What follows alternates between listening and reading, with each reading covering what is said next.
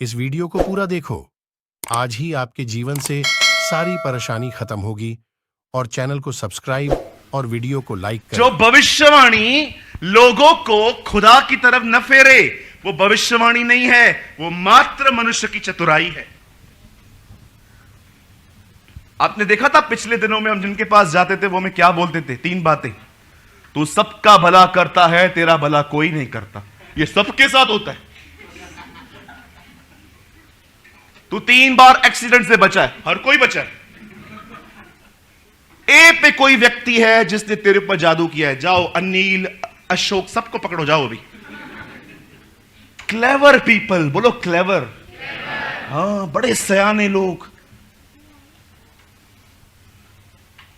Bible बताती है there was a man called Elijah. एक नबी था, और ये एक ऐसा नबी था कि अपने दिनों के राजनीतिक लोगों से भी भिड़ पड़ता था। आप जानते हैं इस बात को? बाइबल ऐसा बताती है उन दिनों में एक परिवार था इज़राइल में। ये परिवार इज़राइल के पतन का कारण था। पतन का मतलब होता है जो बिल्कुल खुदा से दूर हो गए। यह परिवार जादू टोना करता था। इस परिवार का नाम था अहाब और इजबिल।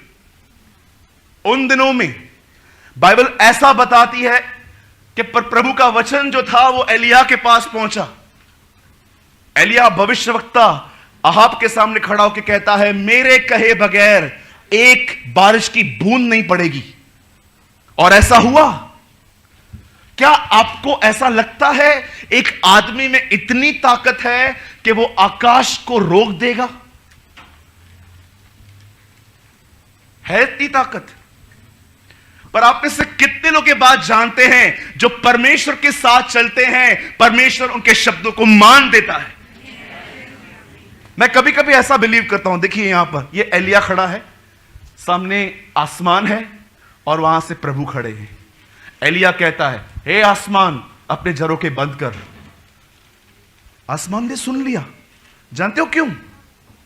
मैं ये मानता हूं ऐसे हुआ। एलिया ने कहा, हे आसमान बंद हो जा, और परमेश्वर ने वहां से देखा ये व्यक्ति मेरे साथ चलता है, और प्रभु ने आसमान को कहा, हे आसमान। एलिया कहता है इसलिए शांत हो जा। वो अपने दासों की कहे हुए बातों को मान लेता है। आप में से कितने लोगों ने इस बात को देखा कि यीशु ने कुछ कहा और वो न हुआ हो? पतरस अगले दिन आके कहता है, हे प्रभु तूने इस पेड़ को कल श्राप दिया था, वो सूख गया। यीशु कहता है, अब तुम इस पहाड़ को देख रहे हो, हां, इससे कहो उखड़ और पानी में पड़, और वो तुम्हारी बात मान लेंगे।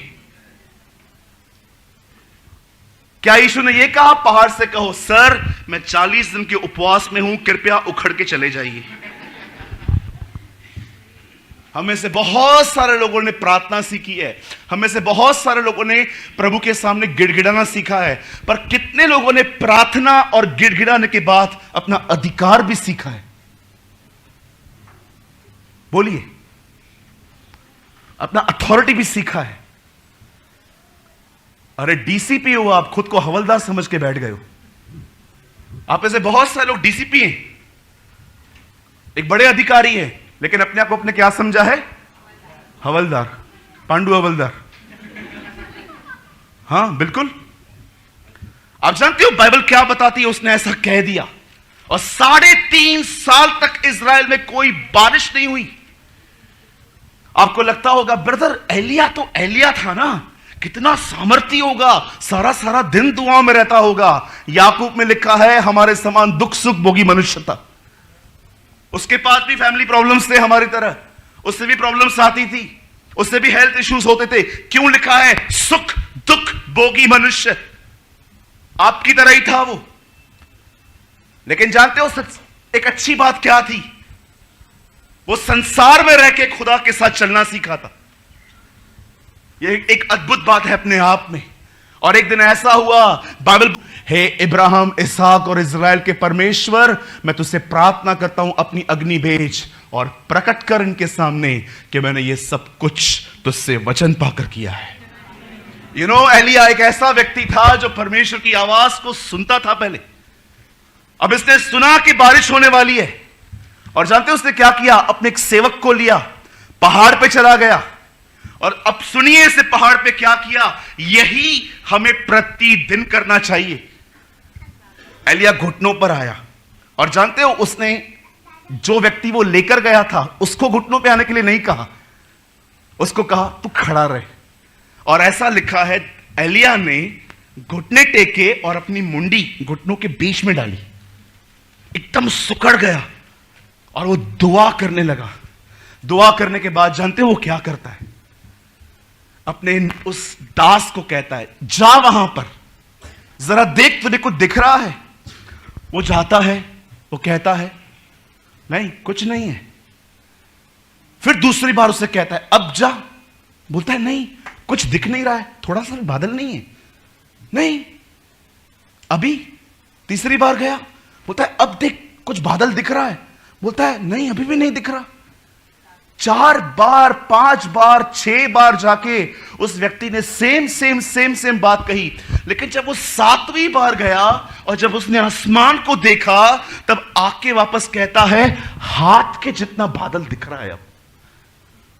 और जानते हो वो बादल वहां पर हाथ की तरह दिख रहा था, लेकिन जैसे जैसे वो बादल इज़राइल के ऊपर आया, बाइबल बताती है वो बड़ा हो गया और वहां पर बारिश हुई। सुनिए मैं आपको जो समझाना चाहता हूं वो ये है, एलिया को जब पता चला बारिश होने वाली है तब एलिया खुश नहीं हुआ, तब एलिया कंफर्ट में नहीं आया। एलिया एक रहस्य जानता था कि जो कुछ परमेश्वर ने हमारे मन में डाला है वो उसे वापस दुआओं में करना पड़ता है। कितने लोग मेरी बात समझ पा रहे हैं? परमेश्वर ने आपको कहा है, आपके हृदय में डाला है, तेरा परिवार बचेगा, उद्धार पाएगा। और हम में से बहुत सारे लोग वचन को सुनने के बाद एक्साइटेड होते हैं, घर जाते हैं, हिप्पी पूरे करते हैं। मैं आपको बताना चाहता हूं परमेश्वर की प्रतिज्ञा इस तरह पूरी नहीं होती। एलिया ने सुना कि आवाज आ रही है, लेकिन एलिया चुप नहीं रहा। एलिया ने उस बात को लेकर दुआएं की। यीशु ने कहा मैं जा रहा हूं, मैं जाकर तुम्हें पवित्र आत्मा दूंगा। और जब चेलों ने यह बात सुनी वो घर नहीं चले गए, जब तक पवित्र आत्मा नहीं उतरा वो दुआ करते रहे। हमारा सबसे बड़ा प्रॉब्लम जानते हैं क्या है? हम वचन को सुन लेते हैं, स्वीकार कर लेते हैं, खुश हो जाते हैं, पर उस सुनी हुई बात को लेके दुआएं नहीं करते। इसीलिए हम उन बातों को कार्य में आते हुए भी नहीं देखते। आज मैं आपसे पूछना चाहता हूं यहां पर कितने लोग हैं मुझे बताइए। यहां पर हर कोई होगा जिससे परमेश्वर बातें करता है, पर क्या वो सुनी हुई बातों को लेकर आप उसके सामने दुआओं में जाते हैं कि प्रभु ये आपका वचन है, ये आपने मेरे हृदय में डाला है। कभी कभी आपने देखा है आप सभाओं में आते हो, कोई तो ऐसी बात होती है जो आपके हृदय में डाल देता है। वो बातें घूमती रहती हैं, यार ये भाई को कैसे पता चला? आज मैं ये सोच रहा था, सर मुझे नहीं पता चला, परमेश्वर जानता था और उसने मेरे मन में डाला आपको कहने के लिए।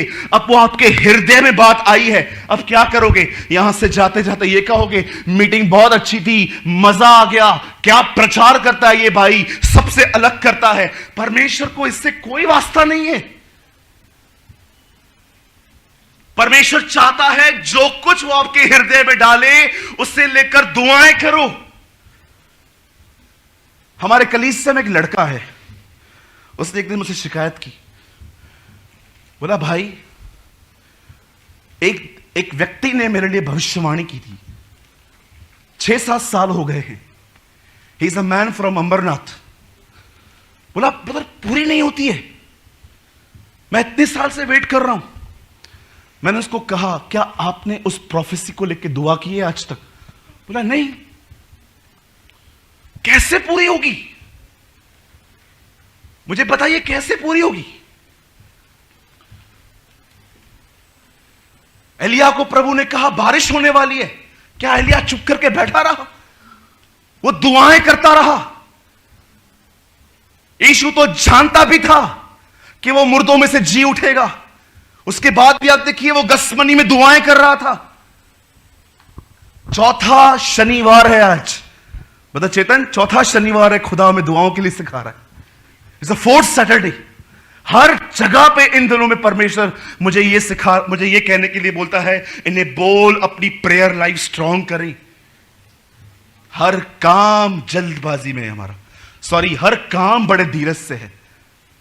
कभी बैंक के काउंटर पे जब 100 की गड्डी, 100 की गड्डी के जब 10,000 रुपए मिलते हैं, 99 हो जाएं गिनते गिनते, छोड़ देते हो, बरोबर ही होगा ना, मेरे से गलती हुई है, वहीं पर खड़े हो जाते हैं। एक दिन मैं बैंक में गया था 10,000 रुपीज निकालने के लिए, बहुत पुरानी बात है। उन्होंने मुझे दिए और मैंने गिनना चालू किए। मेरे पीछे लंबी लाइन थी, मैंने गिनना चालू किए। मुझे बात में ऐसा लगा इसमें एक नोट कम है। सब मुझे बोलते, ओ भैया जल्दी करना। मैंने उनको बोला चुप कर। फिर से मैंने गिने, मुझे वापस 99 लगी। एक आदमी तो मुझ पे इतना भड़का, उसने बोला तू साइड में बैठ के करना। मैंने कहा तू साइड हो जाना। फिर से गिने। फिर मैंने कैशियर को बोला, मैंने कहा सर इसमें एक नोट कम है। उन्होंने मशीन में चला, 100 दिख रहे थे। एक 100 रुपए की वजह से मैं कम से कम 20 मिनट स्टेट बैंक में खड़ा था। कितना हम लोग आराम से धीरज से करते हैं। इवन कभी कभी आप में से देखो, कुछ ओल्ड लोग, अगर आपका बेटा आए और कहे पापा ये पेपर पे साइन तो दे, ये जो यहां पर नजर कम होती है, इधर से थोड़ा ज्यादा दिखता है ना, क्या है ये? कुछ भी नहीं है, मैं वकील से पढ़वा के फिर साइन करूंगा। तेरा क्या भरोसा, थोड़ा बहुत है वो भी ले ले तो तू। हर काम धीरज से करते हैं, पर जानते हो पतरस क्या कहता है? संयमी होकर प्रार्थना करो। क्यों पतरस? क्योंकि तुम यही काम बड़े घाई में करते हो। स्वर्गीय पिता, मैं दुआ करता हूं यीशु मसीह के नाम से, आकाश और पृथ्वी के मालिक, यीशु मसीह के नाम में आमीन। हो गई मेरी प्रार्थना। पतरस कहता है दुआओं को संयम में क्यों नहीं करते? सब काम संयम में करते हैं, बड़े आराम से करते हैं, लेकिन सबसे जल्दी जानते हैं क्या करते हैं? दुआ। मैंने देखा है विश्वासियों को इतनी जल्दबाजी में दुआ करके पूरी करेंगे। यार जल्दी पूरी कर, शाम को पूछेगा प्रेमानी प्रार्थना किया था, हाथ तो उठा पाऊं। Is that your spiritual life? इतना घाई में बॉम्बे की आत्मा घुसी है क्या आप में? आपने देखा ट्रैफिक में लोग क्या करते हैं? सब घुसने की कोशिश करते हैं, सब, कोई नहीं ठहरता। ए मैं जाऊंगा। ये गंदी आत्मा कलीसिया में क्यों लेकर आए हो? यहां पर लिखा गया है जो करते हो धीरज से करो। जानते हो कभी कभी परमेश्वर क्या करता है? वो आपको डिफिकल्टीज में रखता है, फाइनेंशियल क्राइसिस। कभी कभी आप दुआएं करते हो, चंगाई नहीं मिल पाती। कभी कभी ऐसा भी होता है कि आप किसी ऐसे व्यक्ति के साथ रहते हो जिनका स्वभाव आपसे पूरी तरह से डिफरेंट है, और खुदा आपको इतना पैक कर देता है कि आप भाग भी ना पाओ। जानते हो क्यों?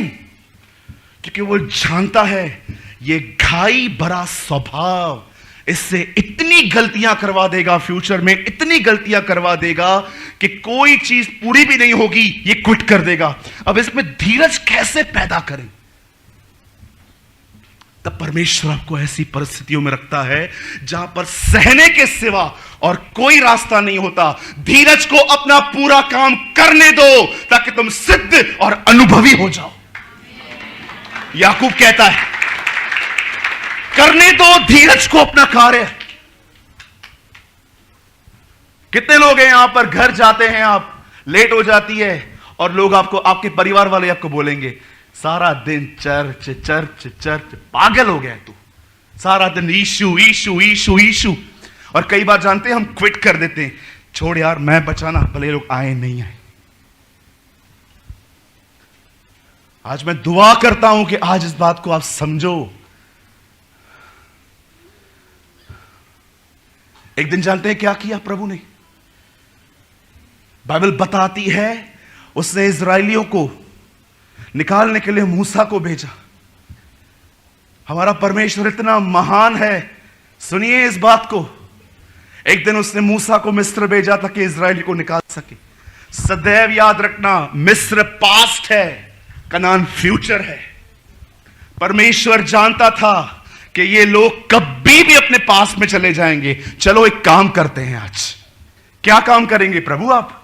एक काम करेंगे, इनको निकालते हैं यहां से। जैसे वो निकले, बाइबल बताती है परमेश्वर ने उनके पास्ट को जगाया, फिरौन के मन में डाला, उठ भाग इनके पीछे। और जैसे फिरौन उनके पीछे भागा, पास पकड़ने के लिए आया, जानते हो परमेश्वर ने क्या किया? हमारे महान प्रभु परमेश्वर ने उस पास को लेके सदैव के लिए जमीन में गाड़ दिया।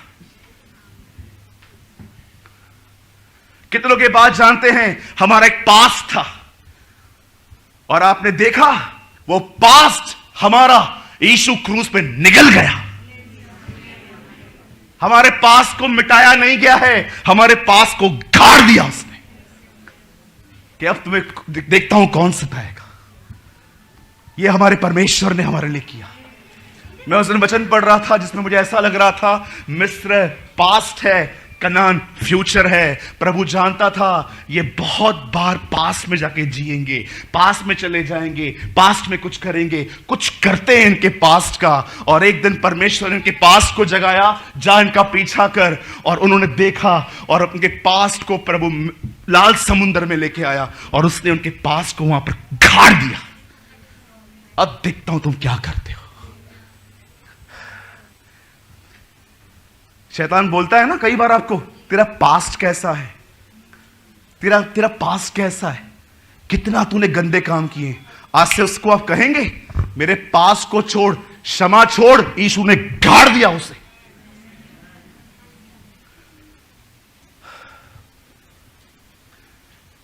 मैं यीशु मसीह के नाम से कहता हूं, मैं इस विश्वास से जीता हूं, मेरा पास्ट जिंदा नहीं है, मेरा पास्ट यीशु ने गाड़ दिया।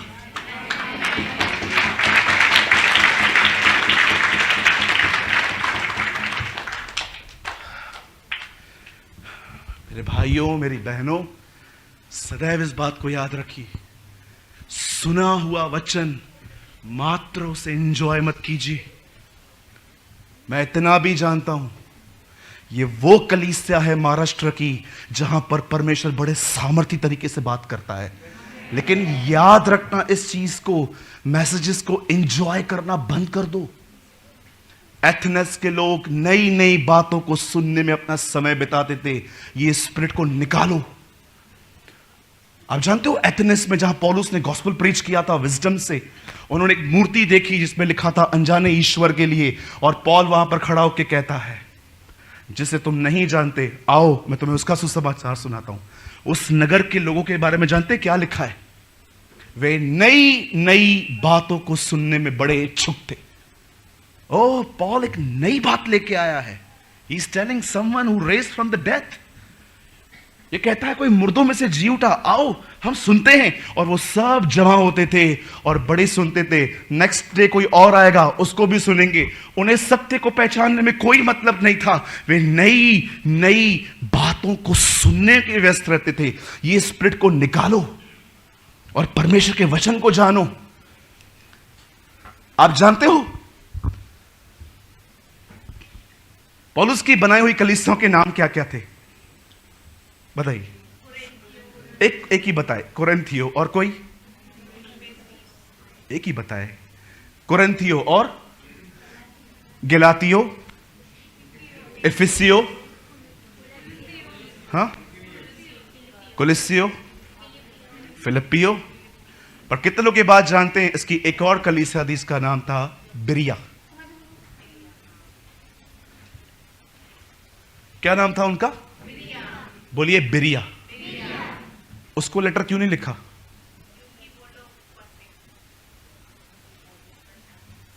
आप सोच सकते हो चेतन भाई, अगर हमारे कलीसिया में पौल आए और कहे मैं प्रचार करने के लिए आया हूं, और हम उसको ये कहें मीटिंग सुनने के बाद, पौलुस आपने बहुत अच्छा प्रचार किया, मजा आ गया, लेकिन हम आपके साथ सहमत हैं कि नहीं है, ये हम आपको अगले रविवार को बताएंगे। पौलुस बोलेगा पूरा हफ्ता क्या करोगे? पूरा हफ्ता जानेंगे, जाके देखेंगे जो आपने प्रचार किया वो लिखा है।